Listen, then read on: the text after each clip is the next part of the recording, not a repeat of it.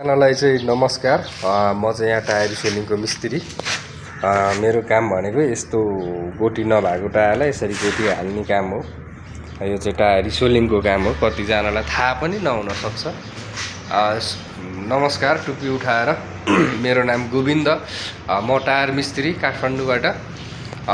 जस्तो टायर आए पनि जुन हाम्रो यो पहिला बनेको थियो नि, यो गोरखकाली टायर हो।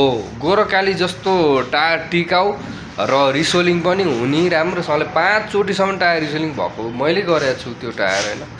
तर अहिले त त्यस्तो टायर छैन। जहाँबाट आयो भने 5 चोटिसम्म त हुँदैन नै।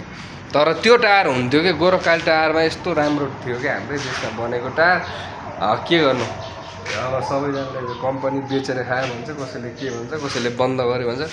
तर त्यो टायर चाहिँ अब हामीले नेपालमा चाहिँ छिटै सञ्चालनमा ल्यायो भने त्यो एकदम राम्रो हुन्थ्यो कि। अब अहिले त नयाँ सरकार, अब बालन सरकार आउनु भएको छ। सकेसम्म त्यो टायरलाई छिटै बजारमा चाहिँ सिएर अब ल्याउन सक्यो भने एकदम राम्रो हुन्छ क्या। एकदम राम्रो हुन्छ नि। अब रिसोलिङ गरेर टायरहरू यता छ नि। सबै माझले यो भिडियो सेयर गरिदिनु होला र मेरो पेज फलो गर्नु भएको छैन भने फलो पनि गरिदिनु होला है सबैजनाले। रिसोलिङ कसरी गर्ने के हो भनेर म यो भिडियो मार्फत अब जानकारी गराउँछु सबैजनालाई। यो टायरहरू सबै रिसोलिङ गर्न ल्याएको टायर हो है। यस्तो हुन्छ मेरो चाहिँ काम। यति बुझ्नुहोस्, पुरानो टायरलाई नयाँ बनाउने हो मेरो काम।